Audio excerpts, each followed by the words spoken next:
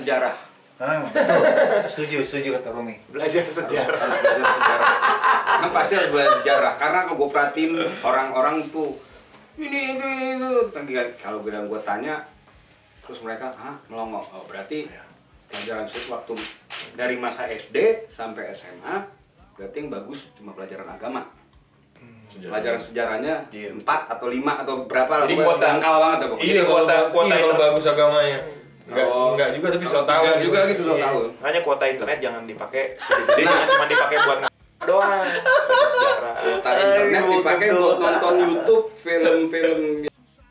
Nonton jangan cuma Tapi bener sih, maksudnya juga kadang-kadang gue juga ada temen-temen gue juga suka bilang gitu, lu sama geng lu konspirasi suka banget sih ngebantai orang di sosmed gitu. Ada masa-masa kayak kita demen banget gitu, tapi sebenarnya bukan semata-mata itu gergetan aja gitu. Dalam arti kata gini, menurut Romi sejarah itu bener. Kayak saya juga akhirnya gue mulai baca-baca buku lagi, pas segala macam ingat-ingat lagi yang berhubungan dengan sejarah. Kenapa seperti ini? Jadi ternyata sejarah lah yang membuka itu tadi, misalnya kalau dibilang anjuran ya, coba membuka kembali sejarah, bukan yang lain-lainnya. Kita membaca sejarah. Terus yang kedua, gimana ya? Maksud saya sendiri sebenarnya juga agak heran gitu loh. Kok di zaman seperti ini kita kok masih balik lagi ngomongin soal Bhinneka Tunggal Ika. Kita masih ngomongin lagi soal yang mana menghargai perbedaan. Maksud gue hal-hal itu udah ditutup sebetulnya dulu. Apa-apaan sih? Karena belum final ya. Iya, tapi setelah gua telusuri emang iya gitu loh. Gue juga heran, kok bisa temen-temen gue itu seperti itu gitu loh. Karena buat gue pribadi nih ya, gue muslim buat gue pribadi nih, maksudnya harusnya bersyukur. Gila di Indonesia, gila azan berkumandang di mana-mana dengan kencang, terus udah kita bisa sholat Jumat di mana saja, memakai jalanan, sholat id segala. Terus apa yang salah dengan itu gitu? Maksudnya lu masih belum puas gitu, masih. Jadi menurut saya memang ini kita sebenarnya kalau mau menyadarkan orang tuh ada orang-orang di luar sana yang punya kepentingan untuk ngancurin Indonesia gitu. Setuju. Ada orang-orang di sana yang mau ngancurin agama kita. Ada orang-orang di sebelah sana yang pengen menghancurin generasi kita gitu loh. Jadi jangan, kalau misalnya gini, gue nggak setuju dengan kepentingan lo yang menggunakan agama, terus dianggap gue melawan agama. Itu kan menurut gue itu paham yang aneh menurut gue. Tapi ya makanya berdiskusi dengan mereka ini sebetulnya yang kesinggung tuh bukan karena gue beragama, bukan, tapi karena gue dianggap tidak punya otak. Itu yang gue kesinggung sebetulnya. Dan mereka ini kan memang entah kenapa mereka bisa punya paham religi dari mana, paham spiritual dari mana yang sama sekali mengesampingkan yang namanya rasio. Gak ngerti gue gitu. Karena gue nggak percaya gitu. Gue nggak percaya kalau kitab suci kita itu tidak pernah menggunakan rasio, tidak pernah mencederai nalar tuh gue nggak setuju gitu. Nggak mungkin. Jadi kalau mereka ini kemudian mengajak gue berdebat, terus kemudian mengajak gue berdebat sesuatu yang di nalar gue nggak masuk gitu, gue kesinggungnya karena nalar gue kok kayak diobok-obok gitu. Kayak makanya menurut gue ini yang salah bukan masalah pilihan agama atau pilihan keyakinan, tapi masalahnya mereka nggak punya nalar aja gitu. Dan kita dianggap melawan agama gitu. Itu. Ya. Tapi kalau mungkin sebelum cek, maksud gue kalau gue pribadi sih mengajak orang dengan kondisi kayak sekarang itu memang berat sih. Memang udah harapannya ke pemerintah. Nggak perlu diajak akhirnya. Memang harus ditertibkan. Itu sih kalau menurut gue caranya, karena memang balikin lagi ke hukum negara aja udah. Kalau tadi Alung nanya apa kiat-kiat ya tadi, pesan-pesan. Kalau gue kemarin gue nulis di status, sebenarnya emang oknum politisi busuk gitu ya, yang melakukan propaganda membawa isu agama, ras, kan itu bikin kotor tuh.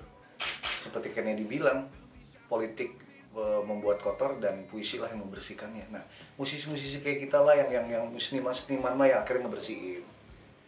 Orang-orang yang ngotor-ngotorin pakai propaganda gitu akhirnya minta tolong sama musisi, seniman yang masih murni untuk ngeberesin. Nah, jadi tolonglah nanti kalau ada pilkada lagi, makanya isu-isu agama etis itu yang dia bawa lagi.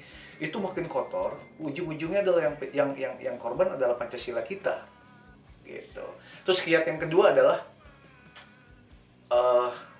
gue cuma pengen ngomongin, kita tuh semua nggak mungkin hidup dengan kebenaran orang lain kan, nggak mungkin. Kita punya kebenaran yang kita pegang.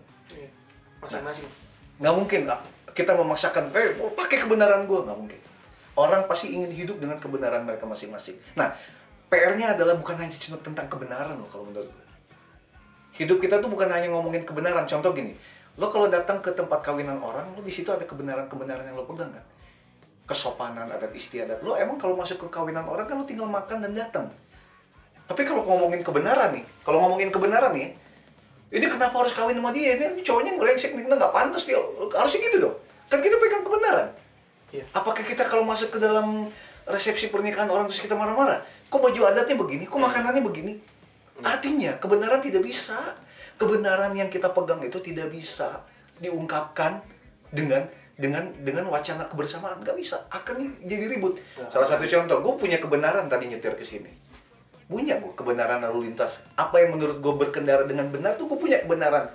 Tapi apakah misalnya kalau gue ngeliat ada orang nggak bener, gue harus buka kaca terus gue marah-marah, setiap orang gue marah-marah, yang bener tuh begini, lalu lintas tuh begini, yang bener. Men, artinya kebenaran tidak bisa berdiri sendiri. Setelah kebenaran, orang akan menanyakan output lo apa. Oke, lo megang kebenaran, Min. Romi lo megang kebenaran, Marcel megang kebenaran, outputnya apa? Ya, gimana? Nah, itulah yang kurang dari kita. Kita semua masing-masing punya kebenaran, tapi kalau ditanyakan output, apa yang baik dari itu? Bingung. Nah, itulah kalau ngomongin kiat, saya cuma pengen ngomong, simpanlah kebenaran-kebenaran Anda masing-masing, silakan. Tapi ingat, di dalam hidup bersama, output yang orang butuhin. Betul. Akhirnya apa? Kebenaran lo menghasilkan apa? Kebenaran lo harus menghasilkan kebaikan. Kebenaran lo harus menghasilkan keindahan. Jadi, sekarang, buat apa gue mengagung-agungkan Islam gue, tapi gue mengancam, men? Buat apa? Kebenaran-kebenaran yang ada di kepala gue, tapi mengancam yang lain. Orang disuruh pergi dari Indonesia, gitu. Enggak dong. Nah, kebenaran yang lo pegang apa hasilnya, Cek? Nah, gue pengen ngajakin orang biar kebenaran tidak cukup pada kebenaran. Di situ harus ada output. Outputnya adalah apa? Kebaikan, keindahan. Mari kita sibukkan diri untuk saling memberikan kebajikan, kearifan, mengamankan satu sama lain, tidak menistakan martabat orang lain. Jadi kebenaran tidak bisa berdiri sendiri, men. Ini salah satu zaman di mana kebenaran harus diaplikasikan. Kebenaranmu, apa keluarnya? Bukan lagi teori, tapi udah manifest di perbuatan sehari-hari. Karena susah. Semua orang pegang kebenaran masing-masing. Setelah itu outputnya apa? Tapi kalau kebenaran yang benar, pasti keluarnya baik. Kebenaran yang lo pegang, pasti dampaknya baik. Pasti positif, pasti indah. Mari, jadi kita sibukkan saling tukar-menukar kebajikan aja lah. Saling mengamankan, memberikan kenyamanan. Apalagi kalau gue ngomongin Islam. Tujuan adalah berislam adalah apa? Keselamatan bagi alam. Iya. Jadi, Merahmati. sebelum lo ngata-ngatain gue berhala gara-gara gue membela Pancasila, sebelum itu yang dilakukan, kebenaranmu mengancamkah yang lain? Outputnya apa? Mari kita saling tukar-tukar kebajikan aja. Kita saling buktikan. Karena gue nggak bisa, kebenaran lo gue rubah nggak bisa. Itu sih kiat-kiat. Memang kita harus dibungkus dengan yang ada satu perjalanan namanya hati-hati. Jadi kehati-hatian itu penting gitu. Selama ini kan kita nih kayak orang kayaknya bablas. Pokoknya ini kebenaran gua, ini harus diberitakan. Walaupun mungkin satu ayat, walaupun mungkin hanya sedikit, tapi ini kebenaran harus diberitakan.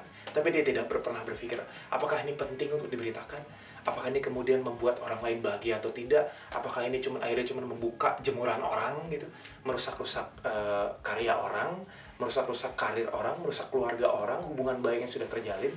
Apakah itu? Gitu. Nah itu yang perlu kehati-hatian supaya tadi seperti C bilang gitu, kebenaran itu ya sangat prerogatif punya kita gitu, sangat personal gitu. Tapi ketika sudah menjadi satu perbuatan nyata, dia sudah menjadi bentuk bajik yang nyata, itu baru kita bisa lihat gitu, apakah itu kebenaran yang benar atau tidak gitu. Sekarang di luar sana ada ateis sih. Gue menyapa ateis di Indonesia nih. Kalian harusnya tertawa puas hari ini. Di era ini harusnya kalian memang tertawa puas. Kenapa? Yang satu megang kebenaran, yang satu megang kebenaran. Tahu nggak mereka kenapa tertawa? Salah satu kaum ateis hari ini tertawa gara-gara apa? Gara-gara satu hal. Kebenaran. Orang memegang kebenaran, si pemegang kebenaran dan si pemegang kebenaran berkelahi. Artinya, kebenaran jenis apakah yang bisa membuat manusia bertikai? Mereka tertawa. Hah? Kebenaran bisa membuat orang berantem. Kebenaran macam apa yang membuat manusia bertikai? Culun, men. Hari ini ateis silakan tertawa. Jadi benar teori mereka. kebenaran apa? Kalau gitu kebenaran macam apa yang membuat manusia bertikai? Sejarah hari ini menunjukkan itu. Jadi PR bersamanya adalah kebenaran apa yang outputnya bagus. Tunjukkan. Karena elemen dari nilai-nilai itu adalah kebenaran. Di situ ada output kebaikan, ada output keindahan, ada output kebajikan. Tunjukin itu.